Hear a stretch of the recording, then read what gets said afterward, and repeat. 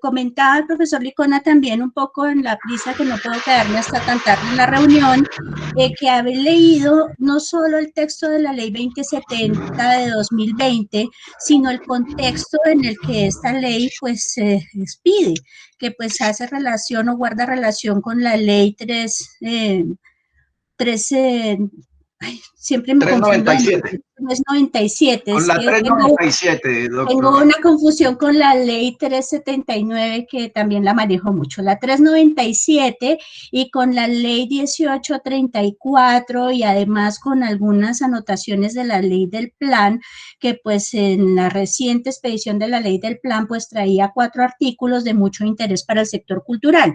Entonces pues en ese contexto pues creo yo que me gustaría escuchar como las preguntas o los cuestionamientos que tienen los presentes, de pronto en aras de, primero, ver si les puedo dar desde la vista jurídica alguna interpretación a sus preguntas, y la otra situación es realmente como llegar al fondo del debate de cuáles serían los cuestionamientos específicos sobre esta norma, o si más bien los cuestionamientos son estructurales de cómo el sector cultural quedó funcionando bajo estas normas recientes. Entonces, pues no sé, me gustaría en verdad escuchar las preguntas de todos rápidamente y de pronto lo que les digo, orientar un poquito. Muy, ay, qué bueno, profesora Andrea, esa mecánica que propone. Pues si les parece prudente, yo tengo un par de anotaciones de entrada como tipo preguntas también sobre el tema. Yo estudié el documento. He de confesar que me cuesta trabajo un poco porque desde una lógica jurídica requiere un buen conocimiento de las estructuraciones de las normas, sea una ley, sea un decreto, sea un acuerdo, etcétera, que tienen que ver con toda la juridicidad con que se estructura en Colombia.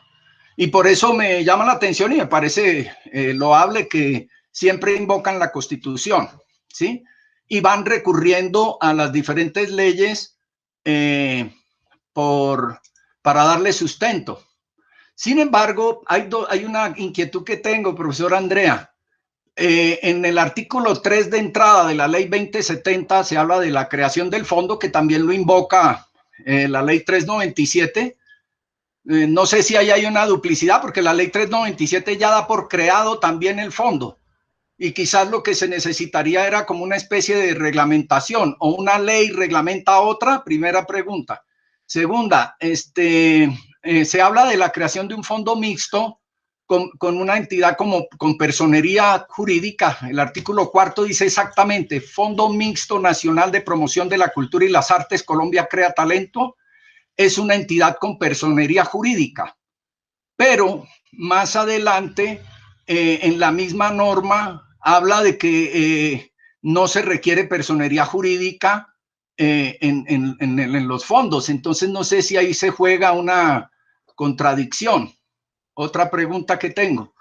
Por otro lado, ya en términos de percepción, observo que es una estructura de una ley, no sé si esto es correcto también, pero intuyo que es una estructura muy centralista, ¿no? En toda la conformación.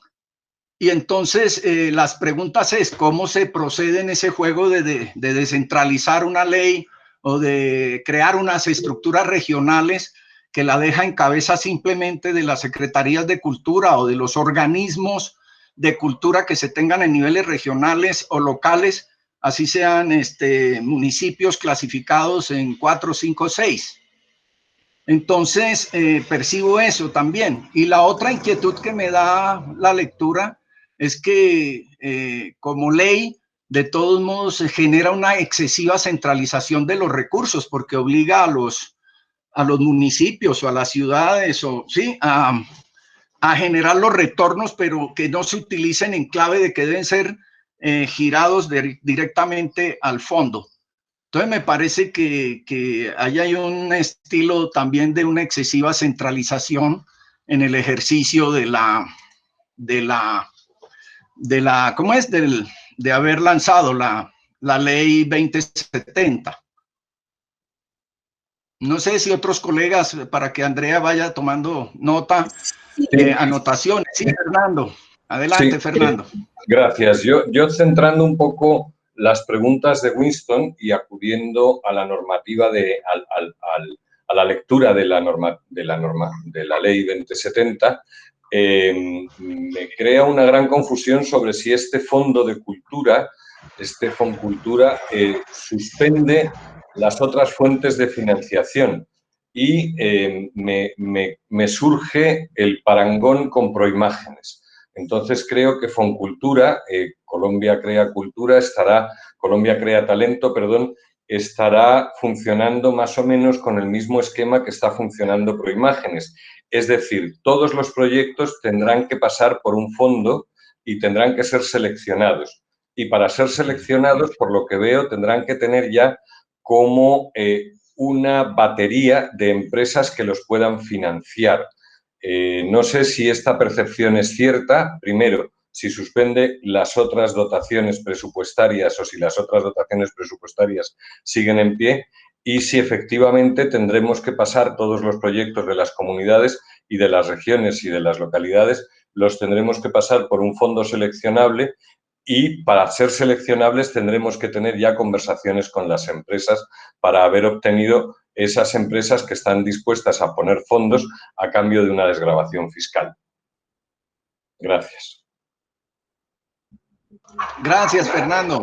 Interesante anotación la que acabas de hacer. No sé si los otros colegas tienen alguna otra inquietud sobre el tema.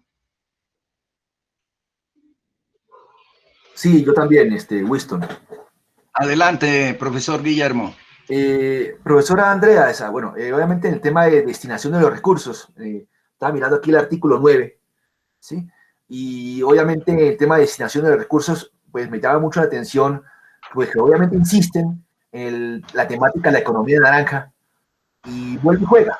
O sea, la muletilla de la economía naranja obviamente está de fondo, detrás de esta política pública, en este caso política cultural, y pues tiene que ver obviamente con la pregunta anterior, la del profesor Fernando Vicario, ¿sí? Porque entonces este aspecto de economía naranja obviamente va a centrarse mucho más en las zonas urbanas y en los pequeños municipios, en las zonas rurales obviamente pues hay un olvido total, ¿sí? Se concentra entonces en las grandes capitales de departamento y sobre todo en las 4 grandes ciudades y el resto es, digamos que un saludo a la bandera o tal vez no. Entonces me gustaría a ustedes, de su conocimiento jurídico, ¿qué pasaría entonces con las pequeñas zonas rurales, con las zonas rurales y sobre todo con los municipios pequeños, ¿sí?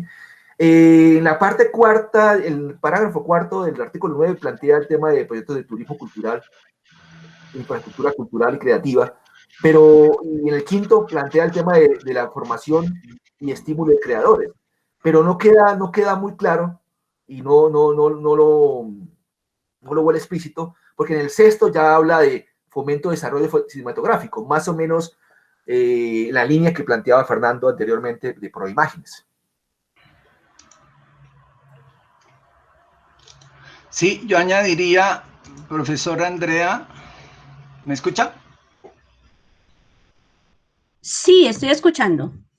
Bueno, no, quería hacer una pequeña, añadir un poquito por ejemplo, lo que yo decía, por ejemplo, en el comienzo, en la creación del fondo dice que será un organismo con personalidad jurídica sin ánimo de lucro, parágrafo 1 del artículo 4, pero más adelante habla de que los recursos podrán ser movidos por el fondo, genera otra figura que no requiere personería jurídica. Entonces la pregunta es, ¿eso en términos de la estructuración de la ley no crea una ambigüedad en su lectura?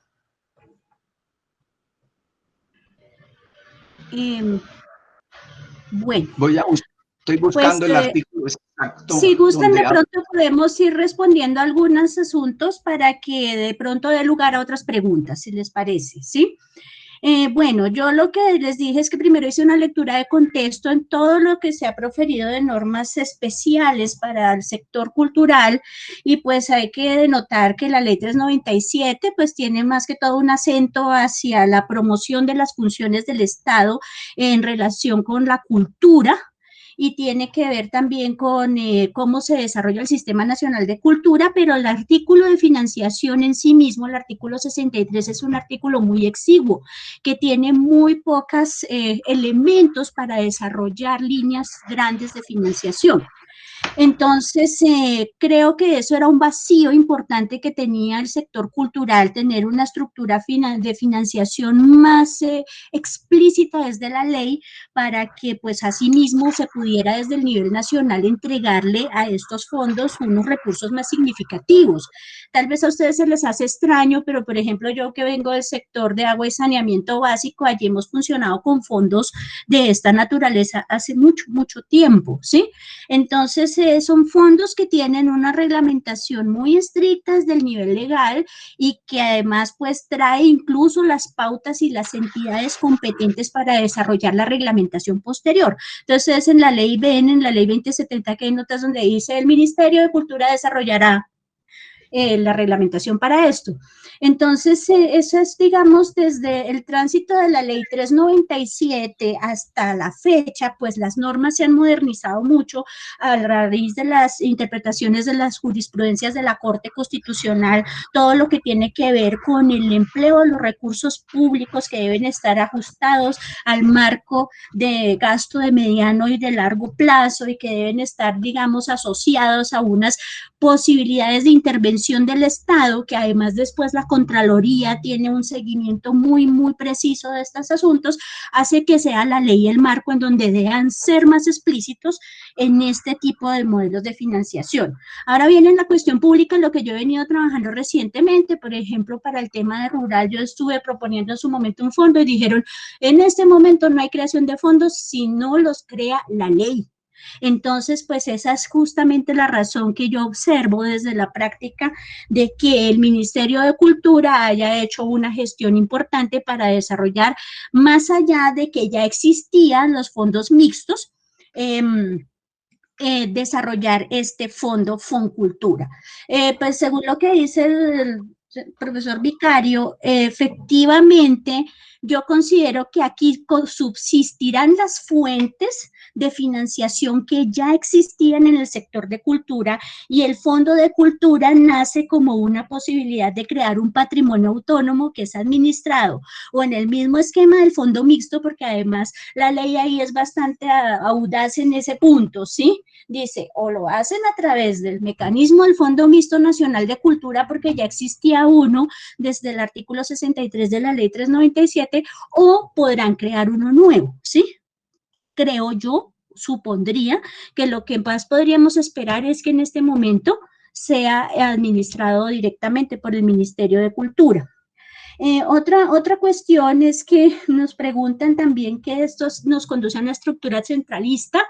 Yo creo que sí, profesor Licona. Para mí es verdaderamente una expresión más de una centralización importante que se está produciendo en el Estado colombiano y no es solamente en el sector de cultura, sino en otros muchos, en donde justamente en cierto momento, pues por allí, hacia el año 2001, que se hicieron las modificaciones a la ley 715 de 2001, que fue la que dio pues una reestructuración del Sistema General de Participaciones, en donde se pretendía darle una participación más importante en los territorios, pues nosotros hemos visto, observado varios, hay un autor que conozco personalmente que ha hablado de un proceso de recentralización de este tipo de actividades, o sea, puede ser que, digamos, en cierto modo la toma de decisiones o la instancia para acceder al Estado sea el departamento o el municipio, pero quien realmente asigna los recursos y toma la batuta, por decir, de desarrollar programas y proyectos,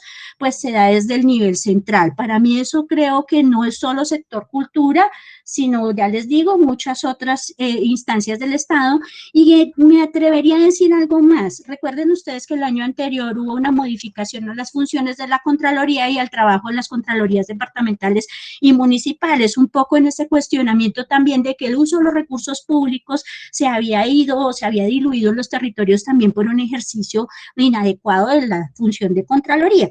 Entonces, pues casi que ambas cosas van de la mano y van muy amarradas de los sistemas de información.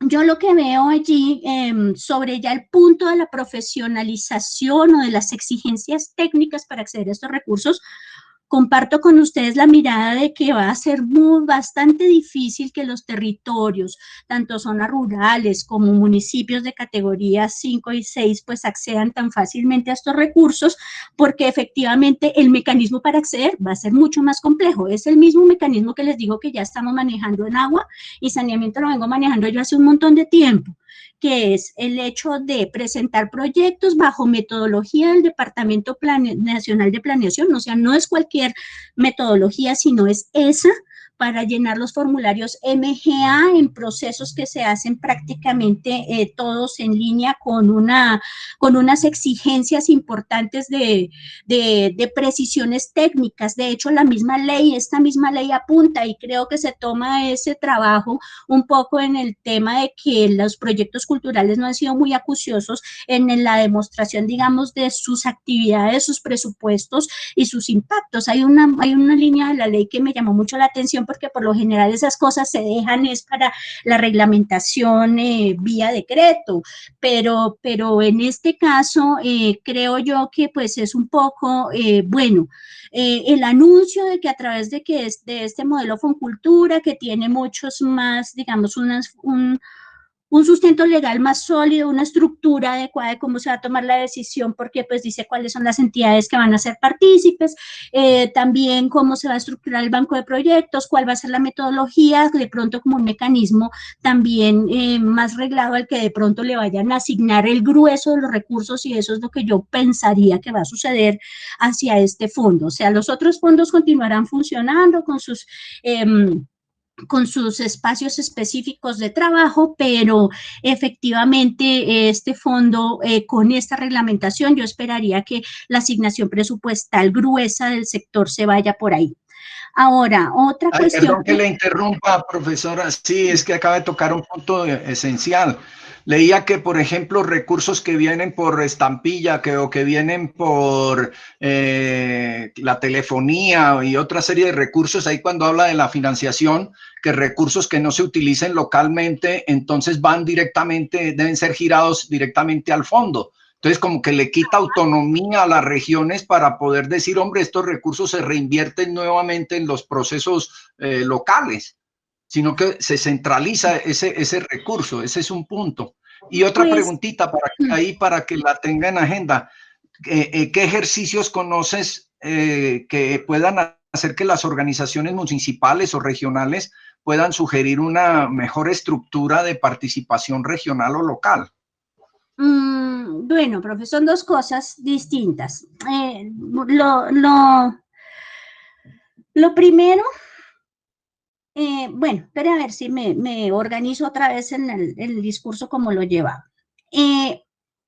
Tenemos una fuente de financiación nueva y que va a tener la mayor fuerza para poder gestionar recursos desde el nivel central para llevarlos al sector cultura.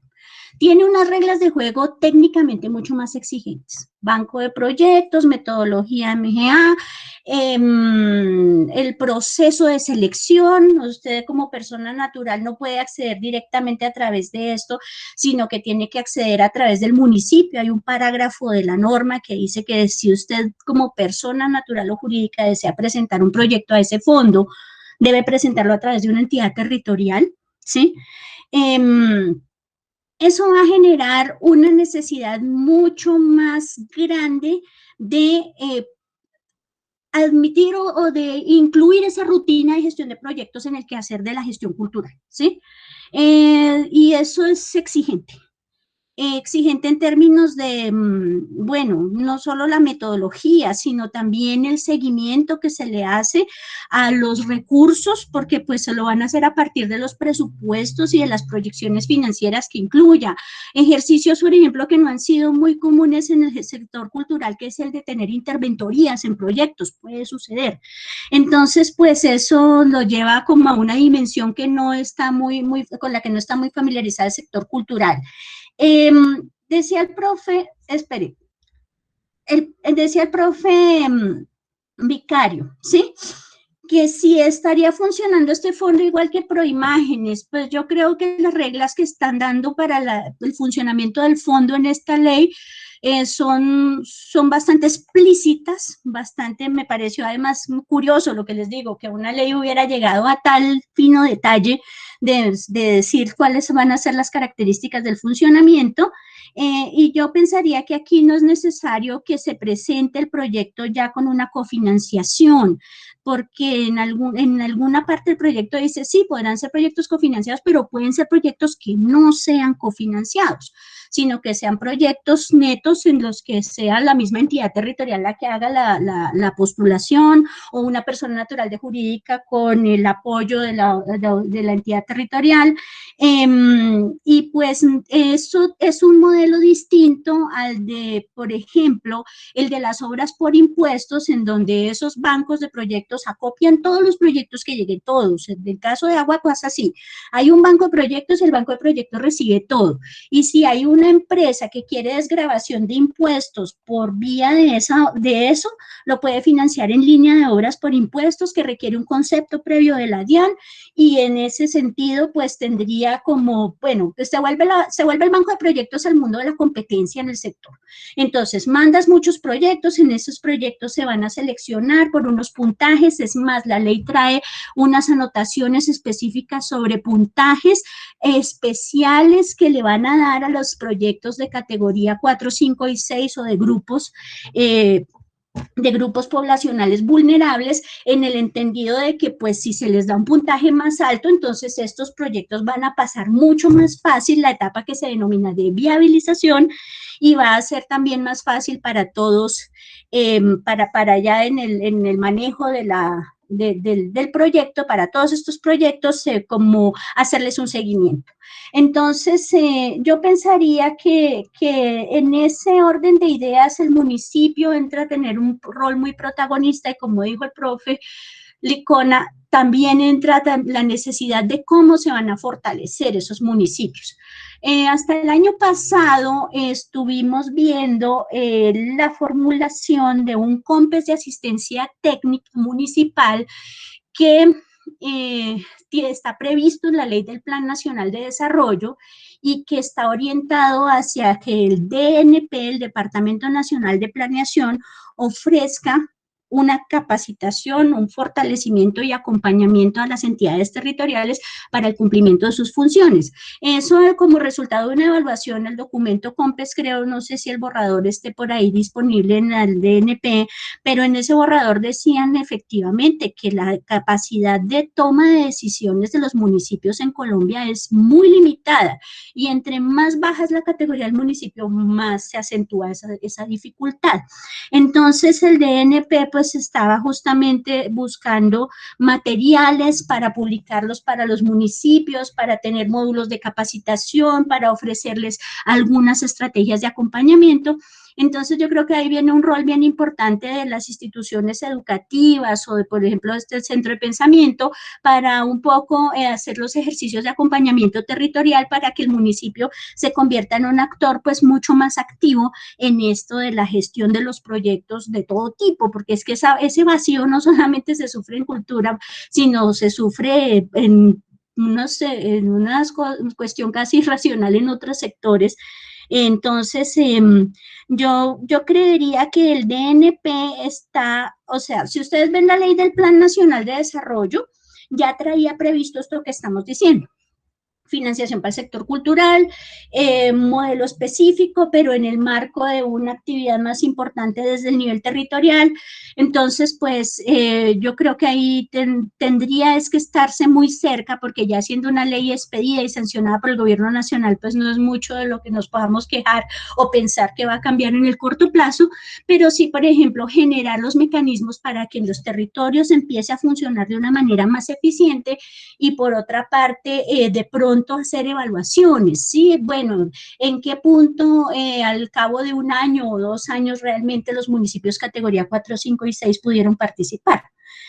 Entonces, pues, en ese orden de ideas, yo creería que sí, el rol de los municipios en una verdadera, el Estado colombiano ha venido haciendo un tránsito fuerte hacia la recentralización. Sin embargo, los municipios como entidades de gobierno que toman decisiones y bajo su autonomía territorial siguen teniendo un rol muy importante, si no en la asignación de los recursos o en la captura de recursos propios, sí en la manera en la que esos recursos desde el orden nacional van a ser empleados en sus territorios.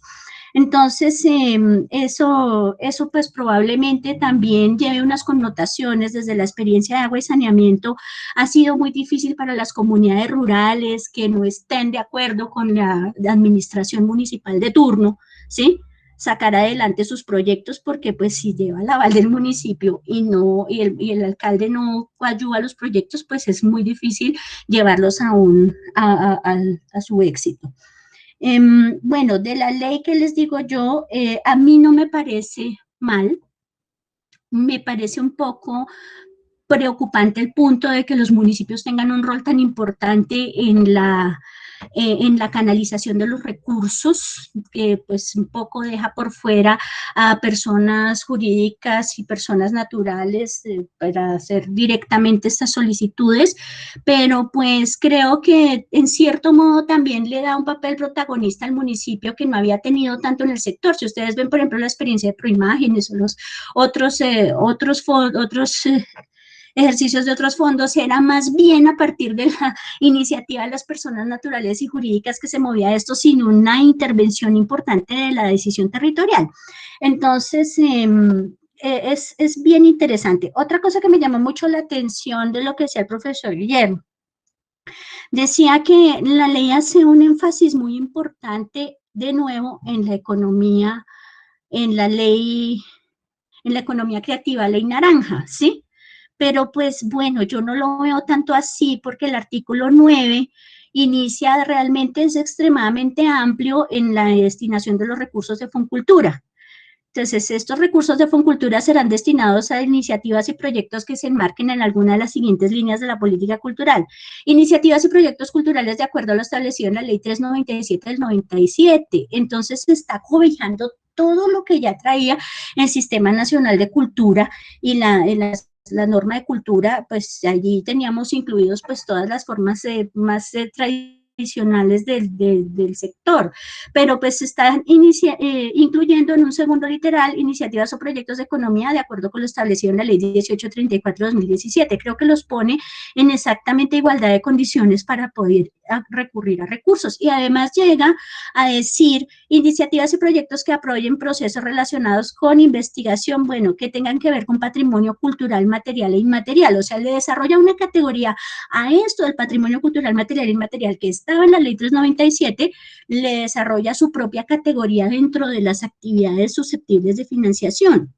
Entonces, pues aquí vemos, pues lo cierto es que yo creo que ese fondo va a tener que tener unos recursos muy, muy altos para poder tener una presencia significativa en tantos sectores representativos de la vida cultural, ¿sí? Porque incluye también los temas de turismo cultural, infraestructura cultural y creativa, cuando entendíamos que la línea de turismo, a pesar de tener relación con cultura, se había promovido más desde la perspectiva del Ministerio de Industria y Comercio y Turismo, pero aquí está diciendo que pues con este fondo también pueden hacerse estas temáticas, y pues lo que ustedes comentaban, las iniciativas y proyectos que estimulen y propendan por formalización, profesionalización y estímulo a los creadores, gestores culturales y artistas. Entonces, pues digamos que también le da una entidad propia. En ese sentido, yo creo que esta ley es incluso más... trae todas estas formas y expresiones de la vida cultural hasta esta posibilidad de financiación. Entonces, en ese sentido yo la veo más amplia que las anteriores. Otra cuestión que nos comentaba acá el profesor Licona, pues no sé, esa es la ley. Yo quisiera pues digamos un poco enmarcarlos en las dos o en las tres grandes cosas que trae, ¿sí? La primera cosa que trae hasta el artículo 11 es todo lo que estamos discutiendo, el fondo Foncultura. Lo siguiente del artículo 12 en adelante trae la destinación de los recursos para la contribución para fiscal cultural de los espectáculos públicos de las artes escénicas. O sea, están hablándonos ya de otra cosa distinta, porque pues aquí está hablando de recursos o financiación del sector, pero está hablando en este caso específico de esa contribución para fiscal de los espectáculos públicos de las artes escénicas, que revisando la ley a la que hace referencia ahí, esa ley trae unos artículos atrás que decía que los espectáculos públicos de las artes escénicas tenían que contribuir con un 4% del costo, del 10% del valor de la tarifa del espectáculo es lo que se cobra por esa contribución para fiscal. Entonces, un poco lo que hace es también hacer algo nuevo. La ley anterior se dejaba que estos recursos, ese 10% de la boletería de los espectáculos de artes escénicas, antes solamente podía ser utilizado para infraestructura, pero ahora podrá ser utilizado también en actividades de producción y circulación. O sea, estamos hablando que ya no van a ser solamente elementos duros, sino pues también estos de mejora del conocimiento, la gestión y sobre todo pues ahí nos trae muy preciso cómo se debe orientar esa línea de recaudo, que me parece pues también que ahí, en este sentido, esta ley es más amplia que la anterior, ¿sí? ¿Me hago entender? Ahora, está hablando de lo que decía el profesor Licona, me estaba preguntando qué pasaba con eso de que los recursos, una vez que no se hubieran ejecutado, tenían que regresar al fondo o llegar al fondo Foncultura. Efectivamente, aquí la norma o la regla general para esta contribución era que debía ser utilizada dentro de la siguiente vigencia al momento en que se hubiera encausado. O sea, si se causó en 2019, debía haberse usado en 2020 como máximo. Pero ¿qué es lo que sucedía con esto? Que muchas veces esos recursos no se estaban ejecutando por el municipio y se quedaban ahí. Entonces, un poco estas normas no funcionan tanto desde la perspectiva esta sí es una norma que creo yo que le da como una obligación al municipio de mejorar su gestión en el sentido de que dinero que recibe, dinero que programa para la ejecución y no lo va a dejar allí dormido porque tiene unos propósitos específicos. Entonces, por eso yo creo que la norma pues puede ser vista en ese sentido de manera positiva porque va a hacer que los municipios se pellizquen, ¿sí? Y en el último punto nos habla de la estampilla Producultura, o sea, son 3 contenidos de la ley, el de la fondo, el segundo, el de esta contribución para fiscal, y el otro, el tema de las estampillas.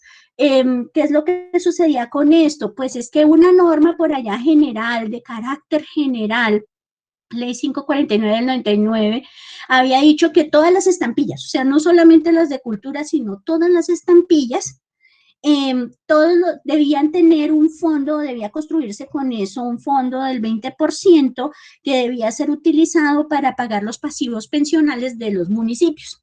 Lo que sucede es que a esta hora muchos municipios ya han cubierto sus pasivos pensionales porque pues en su momento, pues siendo una ley de 1999-2020, ya puede ser posible que muchos municipios hayan salido de esta situación, pero por la ley que existía estaban amarrados esos recursos, no los podían ejecutar.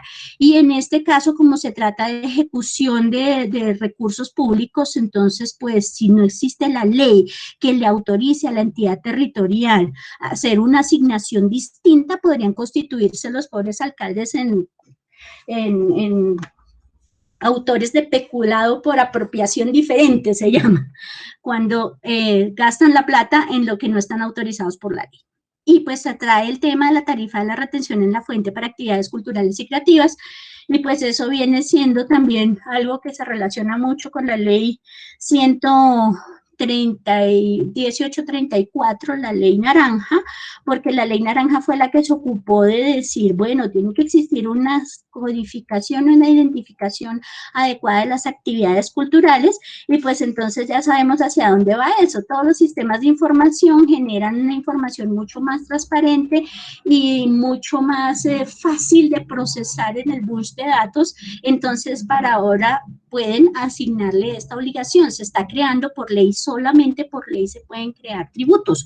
Entonces se crea un tributo de retención en la fuente especial a partir de la actividad, y pues también da un registro nacional de agentes culturales, que pues en últimas, yo creo que eso es lo que está pasando en todos los sectores.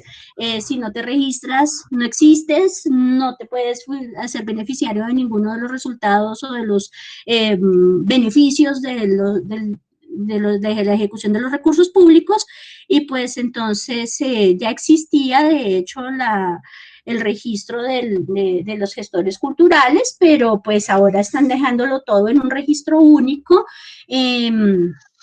Que está muy interesante es que esté a cargo del Ministerio de Cultura. A mí eso me parece también positivo, porque pues para otros efectos, cuando los dejan a cargo de otras entidades o de pronto vuelven y recurren a la fórmula de que sean las cámaras de comercio las que lleven estos registros de manera única, podría excluir a ciertos participantes del sector que no se adecúan a esas formas netamente empresariales. Ahí yo sí tengo una pregunta de si la única forma de acceder al registro va a ser a través de la personería jurídica obtenida, o si tendrá algún otro tipo, por ejemplo, el reconocimiento de las autoridades tradicionales indígenas autónomamente para poder ser incluidas en el registro, pero pues lo que dice es que esto lo reglamentará el ministerio. Entonces, pues esperemos en la reglamentación a ver si hay una visión amplia de ese registro. Bueno, eso ese fue lo que... sentido tributario, profesora, ese sentido tributario también abre los espacios con las otras normas de ley de espectáculos y eso para la exención y convocatoria a los privados, claro, ¿no? Sí, claro, sí. Lo que pasa es que estamos hablando de dos cargas tributarias distintas, ¿no? O sea, aquí estamos hablando del impuesto por retención. A ver, perdóname, lo miro de nuevo para no irme a equivocar. Exacto.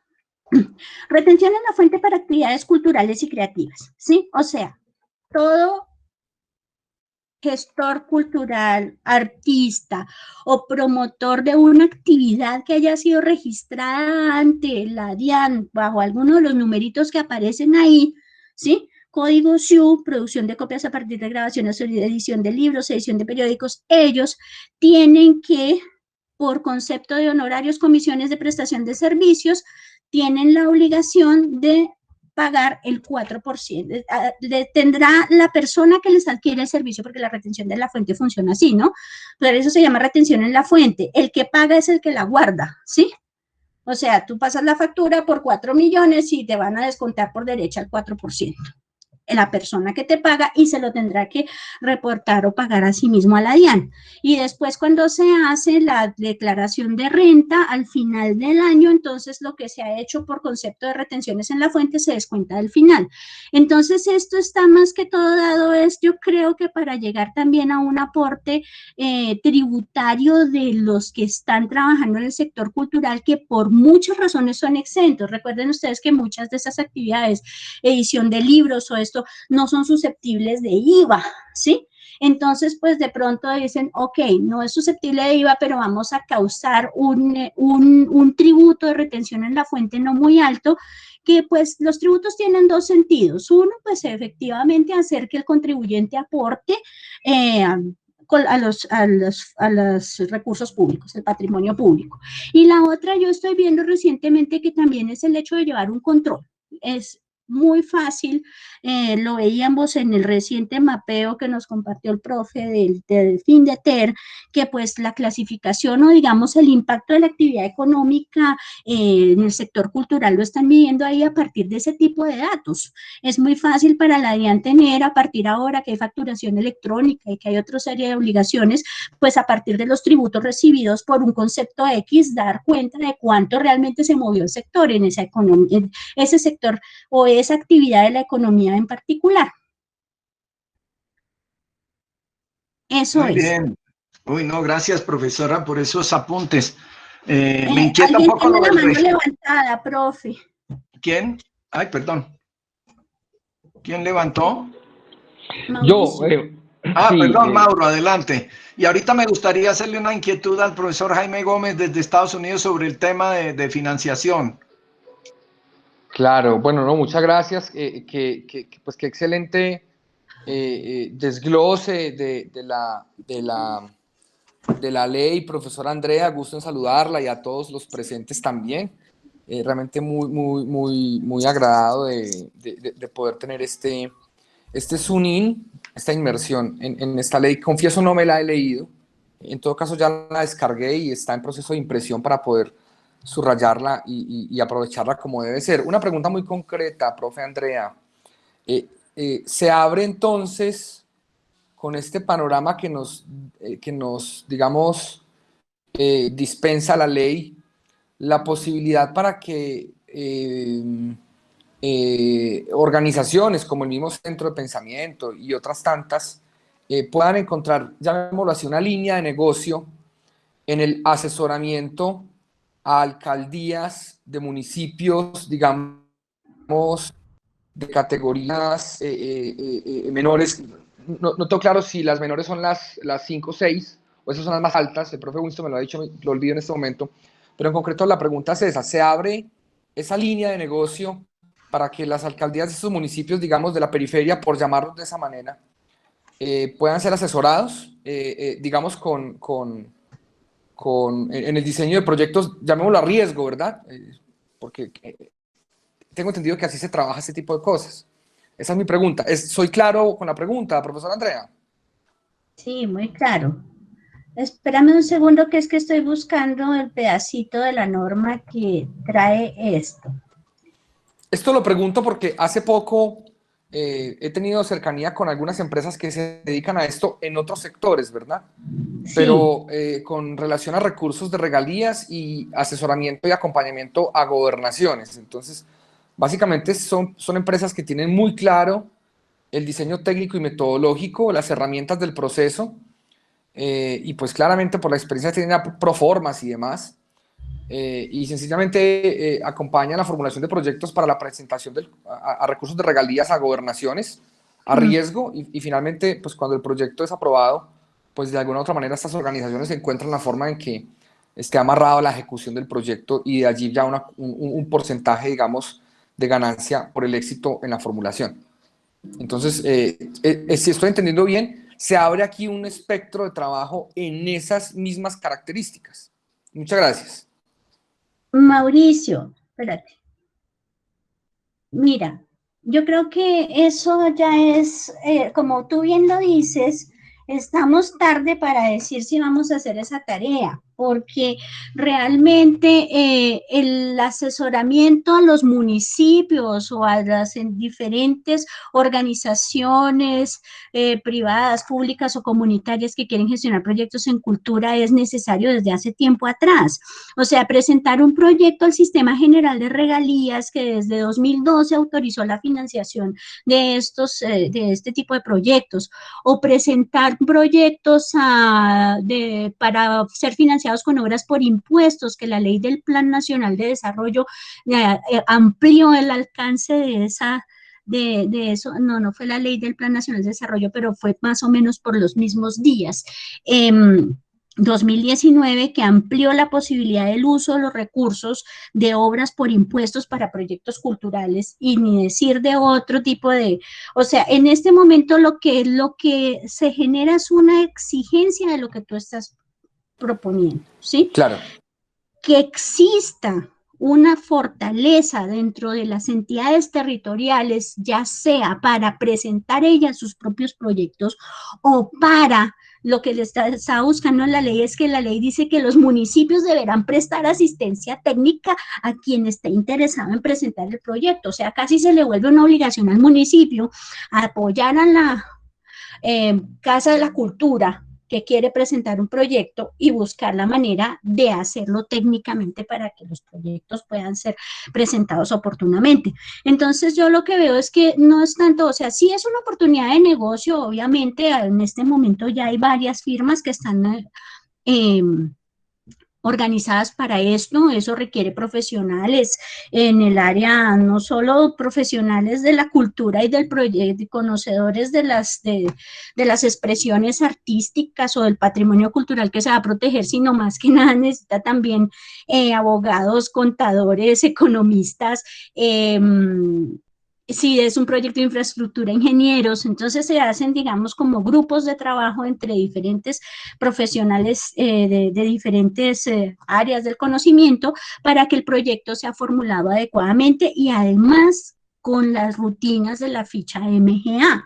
Hay unos manuales en la página del DNP donde explican cómo funciona y hay personas que ya le han hecho el tránsito de presentar un proyecto y a raíz pues de lo que les devuelven o que tienen algún tipo de comentario, pues tienen unas oportunidades más grandes de conocer cómo se desarrolla esto. O sea, un poco también a mí me parece importante hacer conciencia de que el proyecto cultural pues tiene su componente creativo, ¿sí? Y tiene su componente de la expresión cultural como tal, pero también esta parte, digamos, del desarrollo de proyectos tiene un rol tan importante que dentro del proyecto debe ser incluida, asumida y además generar algún tipo de remuneración o beneficio a las personas que estén a cargo de hacerla.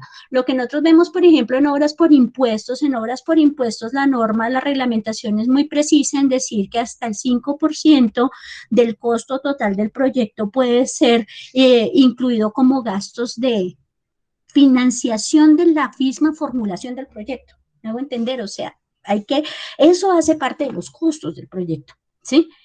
Y muchas veces se permite, y eso también ha sido atractivo para las firmas, pues no les pagan en el momento de formular el proyecto, les pagan cuando el proyecto salga aprobado. ¿Por qué? Porque parte de la remuneración o de los mismos costos del proyecto integraban eso. Entonces, pues sí, claro, yo creo que es una oportunidad muy importante y además que creo que hace un llamado muy fuerte hacia la gestión cultural en el sentido de incorporar estas cosas que a veces no son tan propias del quehacer artístico, pero que sí hoy en día pues se vuelven cruciales.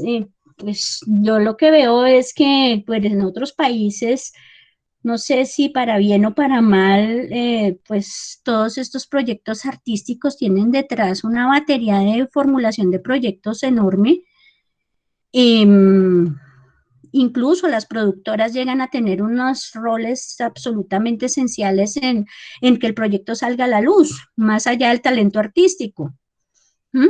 Entonces, pues sí, nosotros creo que es una ley difícil, no niego que va a ser muy difícil de implementar en el corto plazo para los municipios más pequeños. Trae algo bueno que pues está haciendo mención de la diferencia de los municipios categoría 4, 5 y 6 y de grupos vulnerables.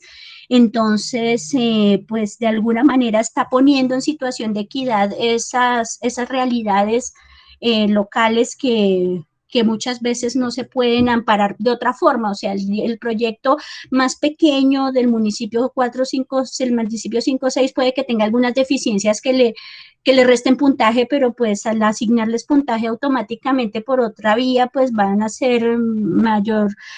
tener mayor posibilidad de éxito, pero ser efectivo. Municipio que no asuma el rol de gestor de proyectos no sale adelante y ya está pasando en todos los otros sectores. Eso, hoy en día hay cualquier cantidad de consultores en esa tarea. Entendido, muchas gracias. Gracias, Mauro, por esa pregunta. No, muy interesante porque con esta exposición, profe, nos obliga a los nodos entrar en un proceso de mayor estudio de la norma y también de los mecanismos con los cuales viabilizar un trabajo de presencialidad con las organizaciones culturales en los territorios, ¿no? Es un reto muy exigente. Sí, profesor Jaime, adelante. Escuché que había una pregunta para mí. Sí, era en el sentido de las formas de financiación. Usted alguna vez dijo que era importante revisar las formas de financiación cultural en lógica de lo privado, lo gubernamental. Sí, lo recuerdo muy bien y gracias.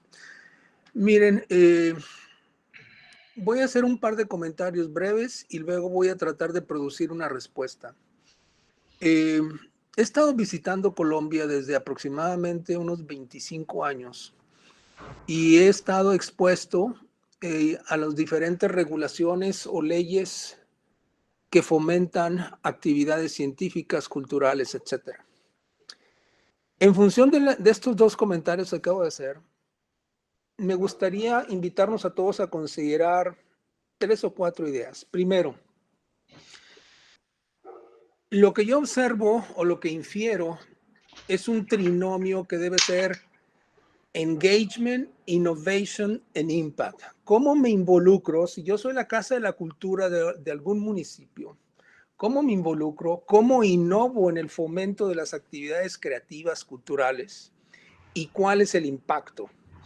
Mucho de lo que leí en el documento que nos compartieron a través de correo es que se enfoca más a la regulación que al impacto. O sea, al final de cada mes, cada municipio, cada entidad cultural debe hacer un reporte de impactos en lo que es la cultura y las actividades creativas. Por ejemplo, yo era el decano de la Universidad de San Diego en la Escuela de Negocios hasta hace un poquito de tiempo y tenemos una licenciatura en música. Y entonces, desde la Escuela de Negocios, iniciamos un proceso de emprendimiento en las actividades artísticas, musicales, culturales, etc. Y entonces metimos un grant, una petición de fondos por $150,000 para crear una mini incubadora para actividades musicales y actividades creativas. Y lo logramos en 2 semanas. Se nos asignó el dinero. Se nos da, obviamente hay una estructura de gobierno orientada al impacto, no a la regulación, orientada a la confianza, no a la desconfianza, y las cosas fluyen. Eso sucedió con la carrera de licenciado en música. Hay otra iniciativa bastante importante para el estado de California, que es el fomento de, por ejemplo, la creación de lo que llamamos la cerveza artesanal, que cae dentro de la economía naranja. Y también se requiere una serie de apoyos para el fomento de esta actividad, cerveza artesanal. Y yo creo que es cuestión de unas 4 o 5 semanas más. Lo que pasa es que esto de la pandemia retrasó muchas cosas, pero se van a asignar los dineros. Entonces, en resumen, a mí me encantaría, obviamente no sé qué tan factible sea esto que voy a mencionar, incluir más una visión de mercado y de impacto versus una versión de regulación y desconfianza. Sería mi primer comentario. Mi segundo comentario tendría mucho que ver con cómo fomentar esa participación ciudadana a través de mecanismos que me permitan, si yo soy una persona privada, una persona natural, y quiero hacer un donativo de $100,000, ¿qué beneficio fiscal voy a tener al hacer eso? Si lo voy a tener una alianza con la CEPA Business School, ¿cuánto de lo que estoy dando qué beneficio puedo obtener fiscalmente de esos $100,000? Y tercero, fomentar que la ley, a lo mejor ya lo hace, de una manera focalizada las participaciones público-privadas. Yo le comentaba aquí a los colegas de la audiencia y al profesor Winston Manuel que era muy importante definir modelos de negocio. Tener la ley y la regulación es hablar de una serie de cláusulas, pero ¿cuál es el modelo de negocio que queremos utilizar para maximizar impacto? Probablemente mis comentarios están a 10,000 metros de altura, pero a mí me encantaría incorporar visiones de mercado, modelos de negocio y propuestas de valor, que realmente tengamos un mecanismo que diga, este municipio participó en 834 actividades de esta naturaleza, se crearon 18 empleos, etcétera, etcétera. ¿Cuál es el impacto que estamos teniendo en la sociedad a través de esta ley? Termino mis comentarios. Gracias, profesor. No, con ese comentario que nos hace, más bien nos está invitando a una serie de tareas precisas que habrá que incorporarlas con el mismo estudio normativo. Me llama mucho la atención esa postura suya de las lógicas más de regulaciones que existen en Colombia que en el problema de los impactos. Eso es cierto, hemos detectado en lo poquito que hemos trabajado que no hay estudios de impacto del sector cultural serio, simplemente por ahí presencia, participaciones, número de asistentes en bibliotecas o cosas de esas, pero no estudios de fondo de impacto. Yo creo que es una de las tareas esenciales que tiene que emprender el centro. Yo le sugeriría, si nos colabora con algunos documentos que usted tenga, yo tengo algunos también, pero para mayor precisión de los problemas de los estudios de impacto. Miren, gracias por el comentario, profesor Licona. Miren, algo que es fundamental es tener un balance entre todos los que nos involucramos en actividades de fomento cultural, industrias creativas. Por ejemplo, así como se canalizan bolsillos con ciertas cantidades de dinero para ciertas actividades, cuando un municipio o cuando una provincia deje de tener impacto, le retiro los fondos y empiezo a manejar visiones de mercado exclusivamente. Claro que esto es un balance, porque entonces provoca una serie de dificultades en el mediano y largo plazo. Debe ser un balance muy fino y bastante sofisticado. Pero si yo tengo 6 meses, 18 meses, 24 meses donde una entidad, un municipio, una región no ha logrado tener impacto, los fondos se canalizan a donde sí se logra el impacto. Eso es una visión de mercado. Claro, algunos dirán, bueno, entonces esto condena a los escasos municipios, como dijo la profesora Andrea, que no tienen profesionales que se dedican a esto. Hombre, es correcto, eso castiga, pero también premia. Entonces, es un balance, y ese balance debe estar hecho de una manera fina, elegante, incluyente. Pero yo creo que debemos empezar con proyectos. Miren, escuchando todos los comentarios, y no me refiero nada más a esto, sino a los de, por ejemplo, ciencia y tecnología, etcétera. A veces es como tener un camión y decimos, vamos a ponerle al camión, y empezamos a hacer un listado de 348 cosas. Y de pronto alguien dice, ¿y dónde está el camión? Pero ya tenemos 348 cosas que le estamos poniendo al camión. Hombre, vamos a hacer que el camión se mueva un poquitito. Y entonces a mí me gustaría que desde el enfoque del mercado y desde el enfoque de la acción, ok, ya tenemos una legislación, tenemos una regulación. ¿Quién ha hecho cosas? ¿Cómo le ha ido? ¿Cuántos dineros consiguieron? ¿Qué impacto tuvieron? Me gustaría más un enfoque de análisis desde la acción e impacto que desde una posición deontológica o una posición del debiera ser, en donde en el debiera ser pues hay una gran cantidad de supuestos. Pero bueno, yo sé que estoy sonando a predicador y no es el estilo que me gustaría tener, sino más bien qué municipios, qué universidades, qué escenarios culturales han tenido impacto y qué podemos aprender de eso. Porque a lo mejor nos encontramos con que todos los dineros se centralizan o se focalizan alrededor de 4 municipios. ¿Y eso es lo que queremos? Pues a lo mejor no, a lo mejor sí, o eso es lo que podemos. Y entonces son las diferentes preguntas. Y podemos empezar, eso se puede administrar a través de la integración de, así como hay clusters de integración a la exportación de productos y servicios, a mí me encantaría ver un clúster creativo-cultural o cultural-creativo que se integran todas estas actividades con el propósito de poner Colombia la meca de la moda.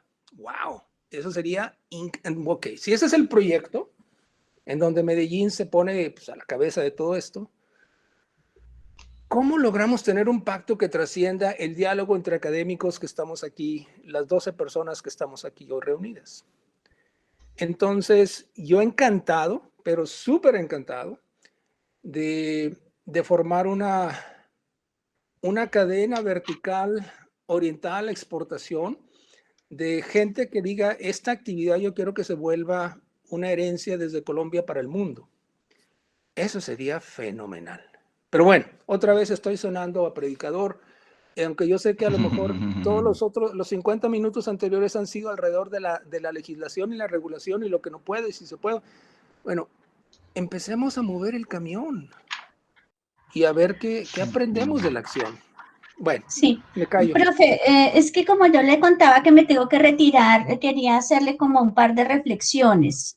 Bueno, primero una cosa que me motiva lo que está comentando el profesor Jaime es sobre el problema de la escala. Creo que ese es un problema también estructural del país y es que cuando las normas se expiden sin tener en cuenta que tenemos organizaciones grandes y pequeñitas, organizaciones comunitarias y organizaciones empresariales, que tenemos pues una diversidad increíble de participación en el espacio económico y cultural que no permite a todos llegar con el mismo potencial a la competencia por los recursos. Entonces, o sea, más que inclusión de actividades o del sector cultural en su conjunto, yo lo que veo en esta ley realmente es eso, un problema de escala que se refleja muy fuertemente en las categorías municipales, que pues a pesar de que la ley hace un esfuerzo por ponerlas en condición de equidad, dándoles mejores elementos para la competencia, pues que ellas hace de todas maneras van a ser muy difíciles de cumplir. Pero también, por ejemplo, en lo que menciona el profesor Jaime, de fomentar la participación del sector privado pequeñito, que si yo quiero dar una contribución a un proyecto cultural de 100,000 pesos, ¿cuánto de ese porcentaje podría descontar de mis impuestos? Porque yo pues de pronto esa es mi capacidad, ¿no? Aquí en Colombia efectivamente, como les decía, desde el año 2017 existe el esquema de obras por impuestos, en el cual desde el año 2019 ya están incluidos los proyectos culturales y de esos bancos de proyectos grandes que tiene el gobierno, como el que se va a crear ahora para Fondo Foncultura, el que se puede picar y gestionar la financiación de un proyecto, pero pues es que son proyectos que no son baratos, o sea, yo como persona natural no tengo ningún chance de aportar ahí. ¿Qué quiere decir? El modelo está construido para que sean solamente las grandes empresas las que puedan recurrir a ese tipo de mecanismos para poder obtener, realmente no es que obtengan una deducción de impuestos o una disminución en los impuestos. Lo que pasa es que el proyecto pasa a ser parte de los impuestos que esa empresa tenía que pagar y pues en algunos casos para las empresas grandes, yo que sé, para el Cerrejón es muy bueno hacer un proyecto de agua en La Guajira y no coger esa plata y decir voy a darla al Fisco Nacional para que se vaya a donde el Fisco decida.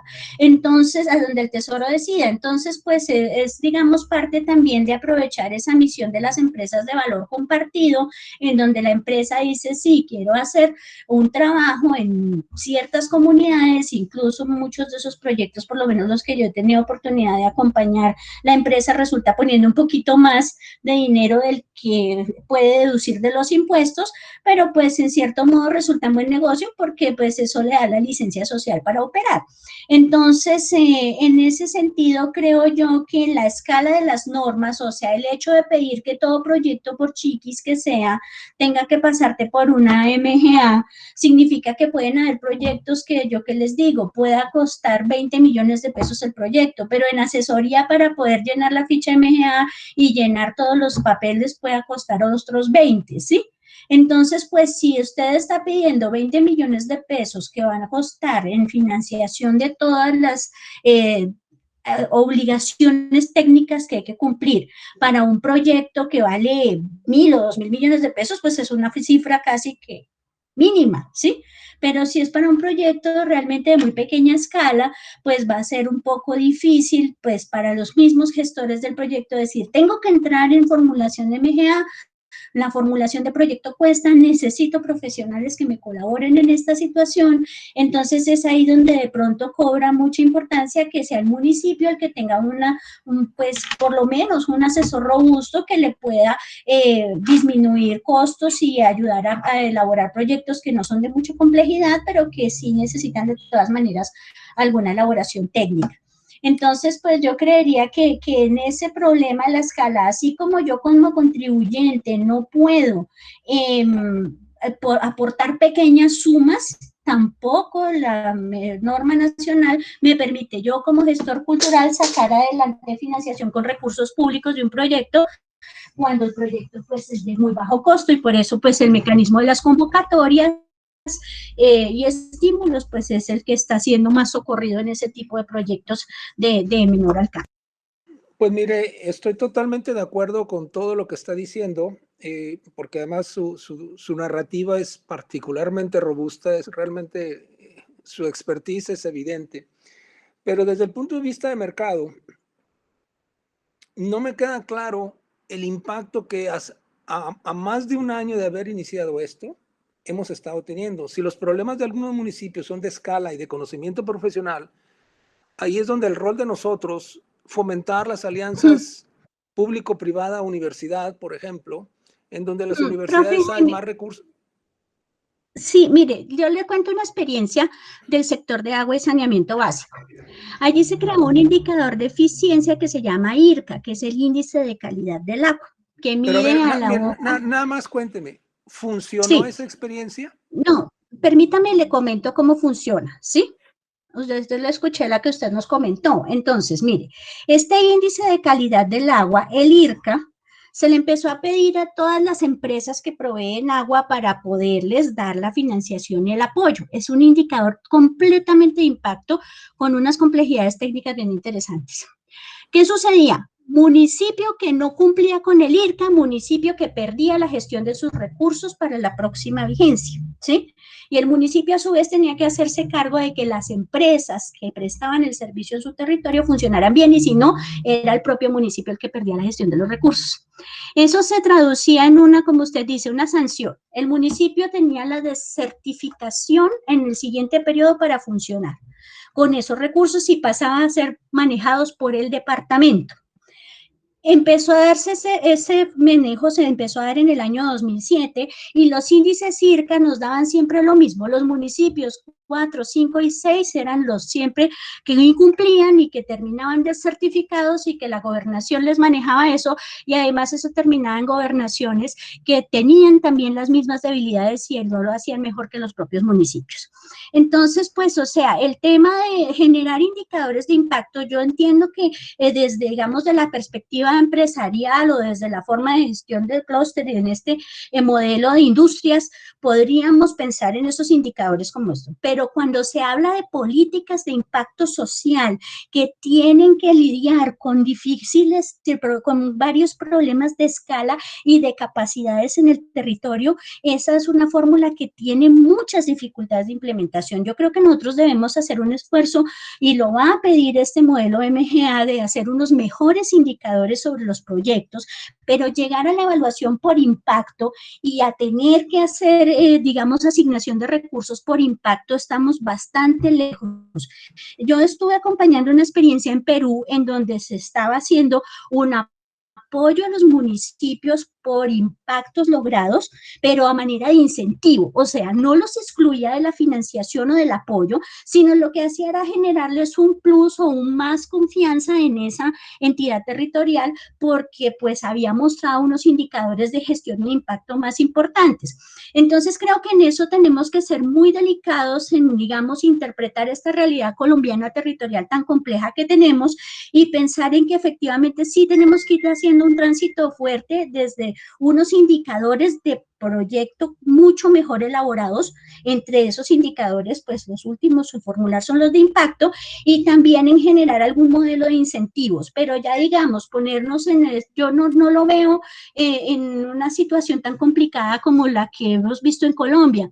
Nosotros estuvimos recientemente escribiendo el artículo de las casas de la cultura y llegábamos a unos resultados dramáticos en Colombia. Colombia tiene 6 municipios de categoría especial 1 y del resto pues tenemos 998 municipios de categoría 5 y 6 que ocupan el 80% del territorio. Entonces, pues, en ese sentido que yo veo que, pues, sí, efectivamente debemos hacer algunos tránsitos y las alianzas público-privadas, de hecho, también tienen y existen y están normalizadas en Colombia y pueden ponerse a funcionar incluso y creo que ya se han puesto en marcha para construir espacios de presentación de espectáculos públicos y está amarrado esto ahora sobre impuestos y todo, pero sigue habiendo un sector demasiado grande en la vida territorial colombiana que depende de las inversiones que el Estado haga porque no, sus economías locales, y no solo en el sector cultural, sino su economía local en general, no les permite una subsistencia ni cubrir todas las necesidades de la población. Entonces, pues creo que ahí nosotros podríamos hacer también, digamos, una evaluación de que la apuesta que se hace de modelos de negocio y de clúster, pues resulta muy interesante y debería ser justamente en esos niveles de exigencia y de impacto promovida para los sectores que estén más avanzados o para...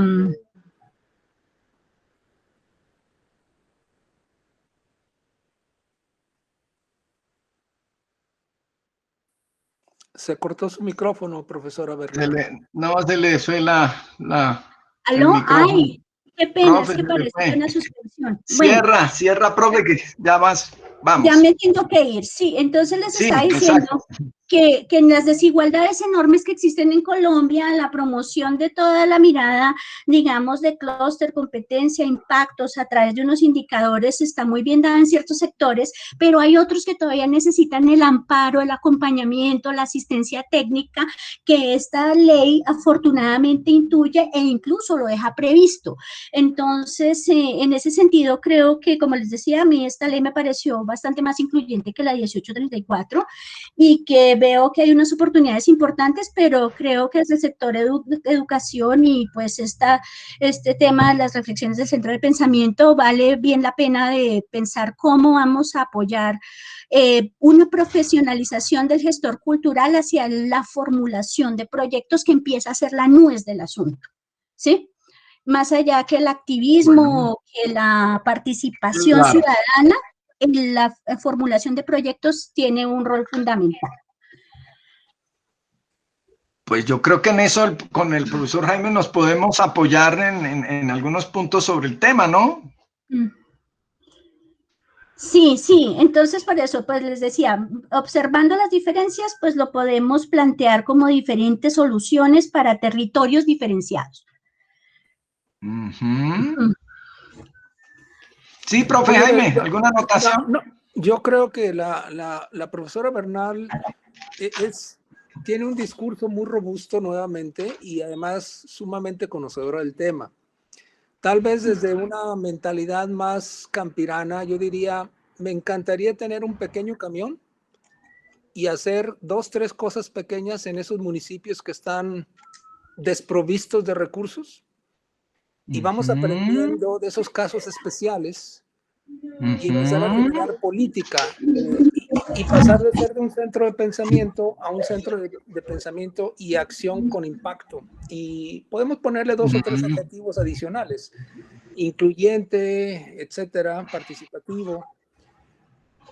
¿Cómo podemos en América Latina pasar de ser filósofos y pensadores a ser un poquito más accionadores? Pero bueno, estoy cambiando el discurso a otro nivel. El propósito es dialogar sobre la ley y la regulación. No, pero bueno, profe, profesor Andrea tiene prendido el micrófono. Ah, vale, sí, muchas gracias. Estaba aquí anotándoles algo en el chat para despedirme y para, no sé, de pronto bien valdría, yo quería un poco profundizar un poco en la coexistencia del fondo Foncultura con los otros fondos. A mí verdaderamente sé y me queda claro que no van a dejar de existir los otros, pero sí la ley tiene un vacío, no lo logré comprender bien de si este fondo... pues la manera en la que va a ser administrado, ¿sí? En relación con lo que ya venía teniéndose con los fondos mixtos. Y pues otra cosa es hacer un llamado a estar pendientes a la reglamentación, porque pues esto lo va a coger el Ministerio de Cultura y lo va a desmenuzar un poco más. Para contarles a todos, en diciembre pasado, por ejemplo, salió la reglamentación de áreas de desarrollo naranja. Ya se habían puesto en la ley del plan del año 2019, pero tenemos la reglamentación o la forma de implementación apenas expedida en diciembre del año anterior. Entonces, pues, por ejemplo, casi que las cosas se materializan en el quehacer de todos los días, con el manual. La norma nos dice el gran escenario sobre el cual vamos a trabajar, pero realmente cómo se van a invertir los recursos y la ficha que va a tener que llenar para llegar a esa platica, esta es en la resolución que se vaya a expedir por el Ministerio de Cultura. Entonces creo que nos toca estar pendientes de eso, que estará por salir este año, yo supongo. Bueno, gracias, profe, por ese comentario. Y Jaime, creo que podremos mirar lo que tú dices del pequeño camioncito. Me gusta la metáfora o la figura, porque tenemos relaciones con Villa María, tenemos relaciones con Sabaneta, tenemos relaciones con Manizales, que aquí está Mauricio López y es uno de los asesores de cultura. O sea que ya miraremos cómo articulamos estas inquietudes que ha planteado la profesora Andrea, lo que nos ha planteado Jaime. Yo sugeriría a los colegas que están aquí para terminar, que como están citadas algunas reuniones de nodos, allí podemos articular también algunas de las inquietudes planteadas por Jaime y por la profe Andrea. Por ejemplo, para Bogotá se nos hable una idea bonita, profesor Jaime, ya hablaremos de eso con calma, porque usted estando ahí más relacionado con Ceipa, pero en Bogotá vamos a trabajar con una localidad que es Teusaquillo, que es una localidad muy interesante. Pues miren, entonces ya podremos hablar de ese pedacito del pequeño camión. Con gran alegría también me tengo que retirar por razones iguales a las de los colegas. Que tengan muy buena tarde y seguimos para adelante. Bueno, profe, gracias por esa presencia y lo estaremos pendiente y molestándolo porque sí, ese pedacito del camioncito lo vamos a asumir. Con alegría, hasta luego. Gracias, profesor. Bueno, a los demás colegas, Guillermo, si tienes alguna observación, Lady, si no, pues damos por terminada esta sesioncita. Vea, Guillermo también se debe ver. Mañana hay reunión del clúster de Bogotá y pasado y el viernes hay, ¿cómo es? Mañana hay reunión de Bogotá y el viernes hay reunión de Sabaneta. Y el lunes habrá reunión del nodo Manizales Villa María. Vamos a ver cómo vamos retomando todos estos puntos de análisis. Aparece el 3 de febrero. El 3 de febrero cae el lunes, ¿verdad? ¿Qué aparece 3 de febrero? El lunes sería la reunión del nodo Manizales. No la hemos convocado. Ahorita la vamos a convocar. No, el nodo Manizales aparece el miércoles, Winston. Aparece el miércoles. Mira, yo estaba mirando el correo. No. ¿Quién la citó? Pero no, si eso quedamos de que le íbamos a... No, ahora yo reviso. Es el lunes, colega. Ok. El lunes, mañana aquí tengo anotado porque hay que estar ahí, que hay una agenda muy fuerte. Mañana es Bogotá, de 9 a 11 y el viernes es Sabaneta. Listo. Entonces, colegas, no, muchas gracias por la presencia y la idea es que vamos avanzando poco a poco, cómo vamos articulando todos estos temas. A quienes están aquí, esto lo que nos muestra es el nivel de complejidad que tenemos en las manos y los retos que tiene el centro de pensamiento con un tema tan sensible como es el de las normativas, lo que va facilitando las rutas de la acción de la política cultural, las intervenciones en los diferentes escenarios. Nos falta hablar de Orinoquía, que esperamos que ya que está Vanessa aquí, también pronto se haga una reunión del nodo para ver cómo seguimos avanzando en la caracterización. Esa caracterización es importante para poder definir en qué estado estamos y cuáles son los alcances de nuestras intervenciones. Pero bueno, esto es poco a poco, yo creo que ahí vamos avanzando. Por lo pronto, un abrazo a todos y esperamos que, Vanessa, cuando tú digas que cuando se reúne Sabaneta, ahí estaremos.